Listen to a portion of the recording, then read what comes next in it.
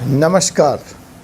4C supreme law partners के इस नए एपिसोड में एक बार फिर लेकर मैं उपस्थित हूँ एक नया मुकदमा। जी हाँ, यह मुकदमा बड़ा दिलचस्प है और कहीं न कहीं हमारे पिछले वीडियो से जुड़ता है, जिसमें मैंने आपको बताया कि किस तरह से MBBS की पढ़ाई भारतीय युवाओं के लिए, उसके परिवारों के लिए एक मौत के कुएं में तब्दील हो चुकी है। किस तरह से एक के बाद एक मेडिकल स्कैम सामने आ रहे हैं, किस तरह से कोचिंग संस्थाओं की लूट जारी है। ये मुकदमा उससे भी दिलचस्प है और हमें सोचने पे कहीं न कहीं मजबूर करता है। मैं मुकदमे को आगे बढ़ाऊं उसके पहले आप सब से मेरा निवेदन है कि अगर आपने इस चैनल को सब्सक्राइब नहीं किया है तो सब्सक्राइब कर लें और बेल आइकन बटन को दबाकर आप इसकी ताज़ा तरीन सूचना भी प्राप्त करें। यह वीडियो आप सब लोग देशवासियों से जुड़ा है, तो अगर संभव हो और आपको वक्त मिले तो इसको फॉरवर्ड भी करें और कमेंट के माध्यम से अपने विचार भी मुझ तक पहुंचाएं, ताकि मैं ज़रूरत पड़ने पर PIL के माध्यम से या सरकार का ध्यान अन्य कानूनी हथियार का इस्तेमाल कर इस गंभीर समस्या की तरफ आकर्षित कर सकूं और आपको कुछ समाधान दे सकूं। तो आइए, बड़ी बातें कानून की हम करते हैं, हर एपिसोड में करते हैं। आज एक किस्सा सुनाता हूँ आपको। ऐसा है, अभी हाल में झांसी में मैंने खबर पढ़ी कि घर के एक काफ़ी बुजुर्ग तो नहीं, 60-65 वर्षीय व्यक्ति की तबीयत खराब हुई और लोग उसको लेकर के हॉस्पिटल में गए। वहाँ उनका इलाज चलता रहा और अंत में एक दिन ऐसा आ गया कि डॉक्टरों ने कहा कि he is no more, he is finished और अब आप इनकी अंतिम यात्रा पर ले जाइए। तो जैसा कि सभी धर्मों में रिवाज है कि डेड बॉडी को घर में लाया जाता है, उसको नहलाया धुलाया जाता है, स्वच्छ कपड़े पहनाए जाते हैं और उसके बाद अंतिम यात्रा शमशान की या कब्रिस्तान की शुरू होती है। तो इस परिवार के साथ भी कुछ ऐसा ही हुआ। डॉक्टरों ने उस व्यक्ति को मृत घोषित कर दिया और वह व्यक्ति के परिवार वाले रोते शोक मनाते घर की तरफ ले गए और उनकी वह जो अंतिम प्रक्रिया है, नहाने धोने वस्त्र बनवाने की, वह शुरू होने वाली थी कि वह व्यक्ति उठ खड़ा हुआ। उसके बॉडी में हरकत महसूस की गई। जब कपड़े बदलने के लिए उनको टच किया गया और उस व्यक्ति ने कहा, रे ये तो हरकत हो रही है। और जब तक बात कुछ आगे बढ़ती कि वो व्यक्ति आंखें खोल पड़ा, बातें करने लगा। अब पहली तो डर थी, लोग भाग खड़े हुए, लेकिन थोड़ी दिनों के बाद उन्होंने जब ऐसा कहा कि सब कुछ सामान्य है और लोगों ने भी देखा सामान्य है, तो फिर आनन फानन में उनको उसी हॉस्पिटल में ले जाया गया, जहां डॉक्टरों ने भी उनको, जिंदा व्यक्ति को आप क्या जिंदा होने का सर्टिफिकेट क्या देंगे, मृत व्यक्ति को तो मृत होने का सर्टिफिकेट दिया जाता है, जिंदा व्यक्ति तो जिंदा है, वो खुद ही अपने आप में प्रमाण है। डॉक्टरों ने इस बीमारी को कहा कि कई बार कुछ क्षण के लिए बॉडी कहीं सो जाती है, उसके ऑर्गन्स काम करने बंद कर देते हैं। अब ये कोई ब्लड के डिसॉल्व के कारण है, ब्लड कहीं कुछ क्लॉट हो जाता है, क्या मतलब वो मेडिकल टर्म है, मैं उसमें जाना नहीं चाहता और ना मेरी उसकी विशेषज्ञता है। So I leave it to the world of medical science. इन कुल मिला के डॉक्टरों ने उनको भली भांति जांचा और वह व्यक्ति आज भी, जो अभी तक मेरी लास्ट जानकारी है, वो तंदुरुस्त हैं, जिंदा हैं और मस्त हैं। तो खुशी की इस नोट पे मैंने आज का ये एपिसोड तैयार किया है। मुझे नहीं मालूम ये घटना से, जो अब मैं घटना जोड़ने जा रहा हूँ, जो उसके बारे में आज बात करने जा रहा हूँ, वो लोग क्या इस घटना से प्रभावित थे या कुछ और था। या वो कोई एक्सपेरिमेंट करना चाहते थे, कोई नया प्रयोग, अद्भुत प्रयोग, नोबेल प्राइज़ की चाहत। तो हमारे कुछ डॉक्टर भाइयों ने, हॉस्पिटल्स ने, और जी हाँ, ये सरकारी हॉस्पिटल्स बता रहा हूँ, प्राइवेटों का तो क्या हाल है वो आपको पता है। अगर वक्त दिया तो मैं कुछ किस्से बताऊँगा कि कैसे एक दिन की ट्रीटमेंट का कॉस्ट 11 लाख रुपया पर डे हो जाता है। फीवर जैसे सिंपल बीमारी के इलाज का खर्चा 11 लाख, कैसे दांत का ऑपरेशन 2.5 लाख में होता है। ऐसे बहुत सारे किस्से हैं, कैसे कैंसर ना होते हुए भी कैंसर बता देना, इत्यादि बातें हैं। कैसे 1000% की प्रॉफिट हॉस्पिटल में बुक करना। तो ये तो प्राइवेट हॉस्पिटल का आलम है जिसके बारे में आप भली भांति अवगत हैं, और वो हमारा आज का विषय नहीं है। लेकिन जाते जाते अगर मुझे वक्त मिला तो मैं कुछ ऐसे किस्से आपसे ज़रूर शेयर करूँगा। लेकिन कमेंट बॉक्स में आप कमेंट करके कहेंगे तो ही। तो जनाब, अगर आप चाहते हैं कि प्राइवेट हॉस्पिटल का भी कच्चा चिट्ठा मैं अपने एपिसोड में खोलूं और आपको सावधान कराऊं उस लूट से, तो कमेंट बॉक्स में कृपया मुझे बताने का कष्ट करें। तो आइए हम अपने मूल कहानी, मूल विषय की तरफ लौटते हैं कि कैसे सरकारी अस्पताल एक नोबल प्रयोग कर रहे थे। जी हाँ, यह नोबल प्रयोग ये था मुर्दों का इलाज करना। जो आदमी मर गया, मुर्दा हो गया, उनका भी इलाज इन सरकारी अस्पतालों में चलता रहा। मुझे नहीं मालूम, शायद वो कोई ऐसा प्रयोग, कोई ऐसी इजाद, कोई ऐसी मेडिकल डिस्कवरी लाना चाहते थे कि मुर्दों में कैसे जान फूंका जाए। तो कुछ हमारे अति उत्साहित, अति विशेषज्ञ डॉक्टर और हॉस्पिटल, गवर्नमेंट हॉस्पिटल, मुर्दों पे एक्सपेरिमेंट कर रहे थे और मुर्दों का इलाज बदस्तूर जारी रहा। और 1 रुपये के लिए नहीं, 2 रुपये के लिए नहीं, 1 लाख के लिए नहीं, 1 करोड़ के लिए नहीं, मुर्दों के इलाज पर जनाब 7 करोड़ रुपए खर्च कर दिए। तो यही आज का विषय है, मुर्दे, उनका इलाज और 7 करोड़ रुपए का खर्चा। अगर मैं टॉपिक को चेंज करूं, टाइटल को, तो हम ये भी कह सकते हैं मुर्दा 7 करोड़ का। ऐसा तो सुना था, जिंदा या मुर्दा पकड़ के लाने पे 50 लाख का इनाम। यहाँ पे जनाब मुर्दों को 7 करोड़ रुपए का इनाम सरकारी बाबुओं ने, सरकारी हॉस्पिटल्स ने, सरकारी डॉक्टरों ने दिया। अब ये कहानी कैसे हुई? तो एक योजना है भारत सरकार की, प्रधानमंत्री जन आरोग्य योजना। प्रधानमंत्री जन आरोग्य योजना, PMJAY। ये बड़ी महत्वाकांक्षी योजना है मोदी सरकार की, नरेंद्र मोदी जी की। और आपने सुना ही होगा कि कैसे राजीव गांधी कहते थे कि दिल्ली से चला 100 रुपया बमुश्किल 10 रुपया ज़िले में जनता के बीच पहुंच पाता है। तो यहाँ भी सरकारी योजना में पता नहीं 10 रुपया 90 रुपया, वो तो CAG जाने, जिसकी रिपोर्ट का मैं हवाला दे रहा हूँ, जिसने यह भ्रष्टाचार उजागर किया है।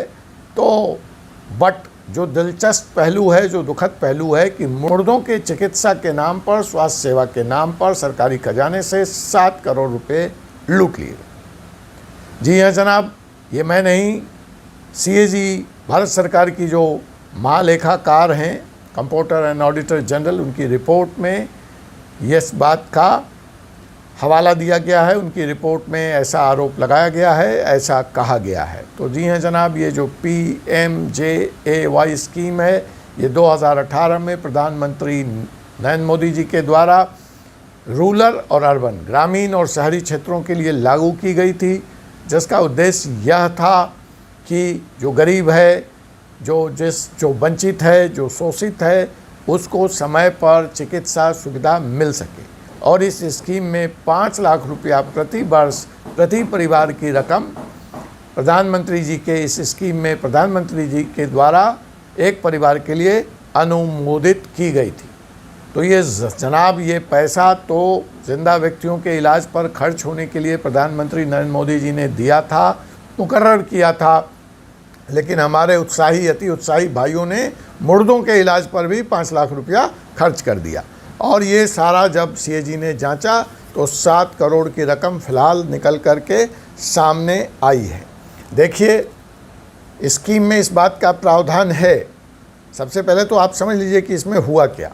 इसमें हुआ ये कि जो व्यक्ति एक तरफ सरकारी रिकॉर्ड में मृत घोषित कर दिया गया, दूसरी तरफ 15-15 दिन, 10-10 दिन उसको बेड पे भर्ती दिखाया गया, हॉस्पिटल में भर्ती दिखाया गया, और उसको वो तमाम ग्लूकोज की बोतलें और दवाइयाँ और जो भी सुविधाएं थी वो चलती रहीं। अब सवाल ये है, सीएजी ने पूछा कि जो व्यक्ति मर गया वो फिर हॉस्पिटल के 36 नंबर बेड पे कैसे भर्ती है और उसको कैसे ये सारी दवाइयाँ दे दी गई। ऑफ कोर्स इसका कोई जवाब नहीं था, इसीलिए इसका नाम स्कैम है। और ऐसा 1, 2, 3, 4 लोगों के साथ नहीं हुआ, बल्कि ऐसे 4,000, 4,500 से ऊपर का घोटाला, लोगों का, पेशेंट का घोटाला सीएजी ने पकड़ा है जनाब। और ये कुल रकम, जैसा मैंने आपको बताया, 7 करोड़ की आती है। अब यहाँ पे एक सवाल उठता है, आप कहेंगे अरे जनाब, कोई व्यक्ति हॉस्पिटल में आया और इलाज के दरमियान उसकी मृत्यु हो गई, तो उसका क्लेम तो इंश्योरेंस से लिया जाएगा। बिल्कुल लिया जाएगा, इस स्कीम में इसका प्रावधान भी है, लेकिन एक शर्त है, एक राइडर है। वो स्कीम यह कहती है कि अगर व्यक्ति हॉस्पिटल में आया और एडमिशन हो गया, उसका इलाज चल रहा है, उस बीच में उसकी मृत्यु हो गई, तो वह क्लेम स्वतः पास नहीं होगा। That has to go through an inquiry process, that has to go through a verification process, और उसके बाद उसका क्लेम पास कर दिया जाएगा।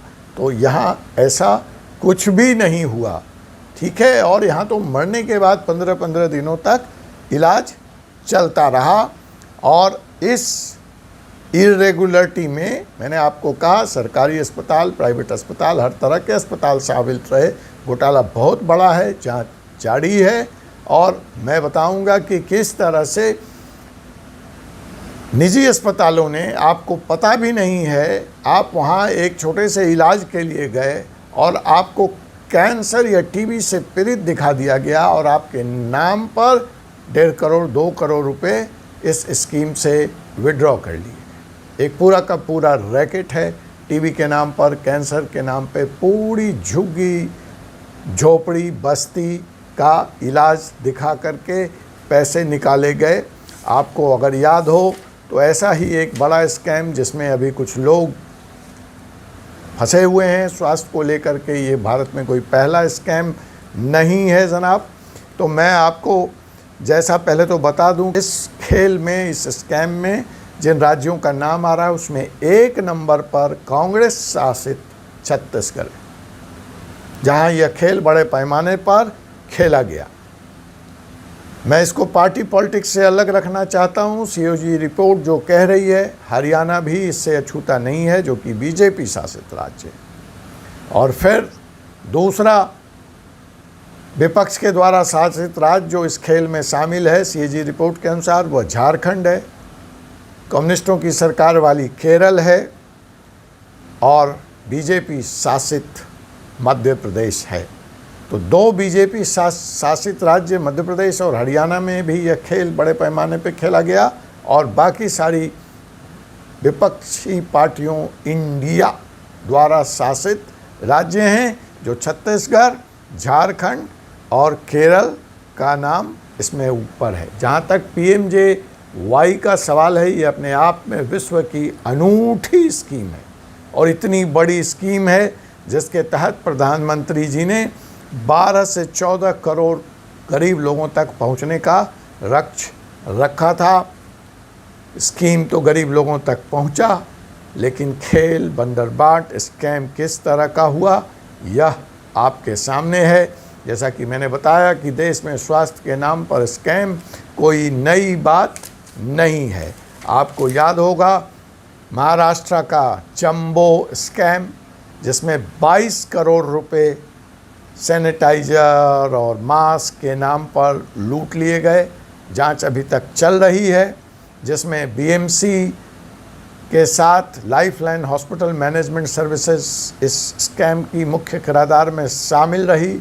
और तो और मायावती जी के टाइम का यूपी हेल्थ स्कैम, जिसमें माननीय मंत्री उस समय के तत्काल माननीय स्वास्थ्य मंत्री बाबू सिंह कुशवाहा शामिल रहे, जेल भी गए, सीबीआई का मुकदमा भी चला उनके ऊपर और अभी भी इसमें फाइनल डिसीजन आया नहीं है। बाबू सिंह कुशवाहा मुकदमा और तारीखें फेल कर रहे हैं।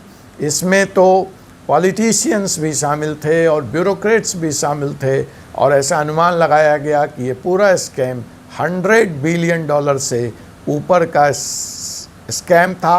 उस समय कांग्रेस का शासन था और इस स्कीम का नाम national rural health mission Bharat सरकार की यह एक स्कीम थी, जिसके तहत हेल्थ केयर फैसिलिटी को रूरल एरिया में बढ़ाया जाना था, लोगों को स्वास्थ्य मुहैया कराना था। और यह स्कैम जब उजागर हुआ तो इसमें गवाहों को, जो लोग थे जो इसके बारे में ज़्यादा बता सकते थे, ऐसे 5 लोगों का मर्डर भी हुआ।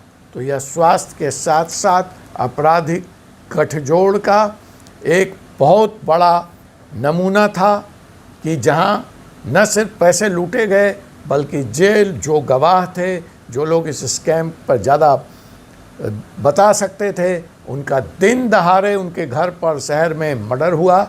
वो एपिसोड मैं कभी किसी दिन और लेकर आऊँगा, ऑफ कोर्स आपकी डिमांड पर।